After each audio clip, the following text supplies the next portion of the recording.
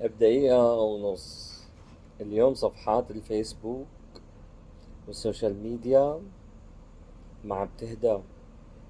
نقد للحكومة، نقد. هدول رفاق الدرب الثورة يلي منه ولا واحد منهم صار يسلم علينا، يلي كلهم صاروا لألي وطبلجية كرمال منصب حكومي ومنصب وزارة ووزارة الإعلام، ويحمل كاميرا يدور بالشارع. اليوم صوتهم عم يلعلع لعلعة. ليش؟ لأنه داسوا الحكومة، داست على ذنبهم، عم صاروا يعووا. الحكومة قررت تساوي لهم الريف مكب زبالة، تساوي لهم مكب زبالة بالريف، عشان ما تفهمونا غلط.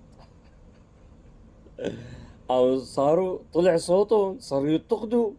قبل ما كانوا ينتقدوا، كان لايك ما يسترجي يحط لي عشان يصير لألو ويطبل ويعطوه منصب بالوزارة أو بشي مكان. هلا عم ينتقد، عم يحكي. يا لطيف على هالشعب، شو منافق. نفاق مخيف، مثل نفاقهم اللي عم يحطوا لي صورة سيادته وعم يصلي بالجامع. على فكرة كان القديم كمان كان يصلي بالجامع. نفس الشيء، بس اختلفوا.